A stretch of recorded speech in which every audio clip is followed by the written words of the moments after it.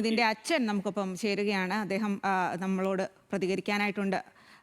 എന്തായാലും ഇപ്പോൾ ഈ ഒരു അന്വേഷണത്തിന് പുതിയ അന്വേഷണ സംഘം ഉണ്ടായിരിക്കുകയാണല്ലോ. അപ്പോൾ ഏത് രീതിയിലാണ് നിങ്ങളുടെ ഒരു പ്രതീക്ഷ?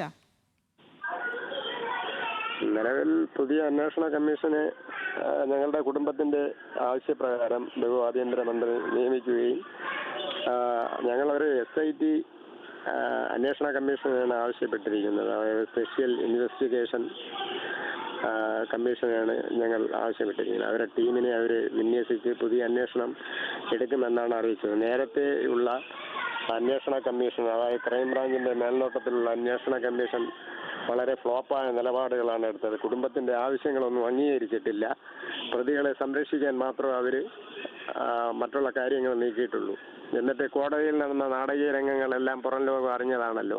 പ്രതിയെ സംരക്ഷിക്കാൻ ജഡ്ജിയെ പോലും മുഖവിലേക്ക് എടുത്താണ് അവർ ആ നാടകത്തിൽ കളിച്ചത്. അതിൽ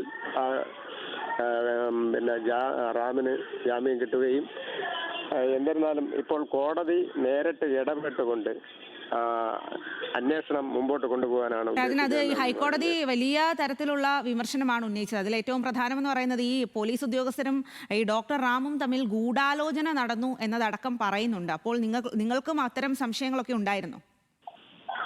ഉണ്ടായിരുന്നു. ഈ 100 ദിവസം ഒളിപ്പിച്ച ഇവരെല്ലാവരും കൂടെ തന്നെയാണ് റാമിനെ ഒളിപ്പിച്ചത്. കാരണം അദ്ദേഹം വേറെ ആന്ധ്രാപ്രദേശിലും കുടകിലും അവിടെ എവിടെയൊന്നും പോയില്ല. അദ്ദേഹം കേരളത്തിൽ തന്നെ ഉണ്ടായിരുന്നു. ഇവരെല്ലാവരും കൂടെ ഒളിപ്പിച്ച് ഇവരെല്ലാം പ്രതിയെ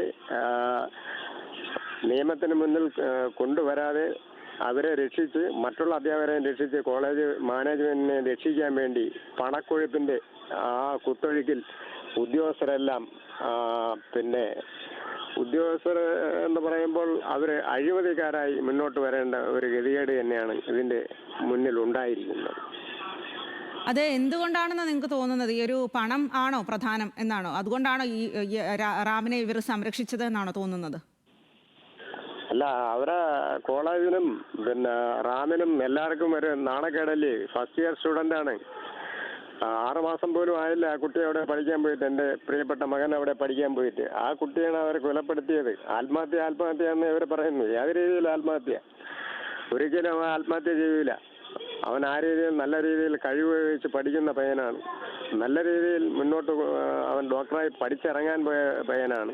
ഒരു പെട്ടെന്ന് ഒരു നിമിഷത്തിൽ കെട്ടിടത്തിന്റെ മുകളിൽ നിന്നും ചാടി ആത്മഹത്യ ചെയ്യേണ്ട ഒരു പ്രവണതയൊന്നുമില്ല. അങ്ങനെയുള്ള പയ്യനല്ല. നല്ല എല്ലാ കാര്യങ്ങളിലും നല്ല അറിവും ബോധവും കുടുംബത്തിന്റെ കാര്യങ്ങളും എല്ലാം, കുടുംബത്തിന്റെ അച്ഛനെ അമ്മയെ സംരക്ഷിക്കുന്ന എല്ലാ കാര്യങ്ങളും അറിയാന്നുള്ള എൻ്റെ മകനാണ്. അവൻ ഒരിക്കലും അങ്ങനെ ചെയ്യില്ല എന്ന് തന്നെയാണ് ഞങ്ങളെ പൂർണ്ണ വിശ്വാസം. ശരി. നിതിൻ രാജന്റെ അച്ഛൻ രാജനാണ് ഇപ്പോൾ ഈ ഒരു സമയത്ത് നമ്മളോട് പ്രതികരിച്ചത്.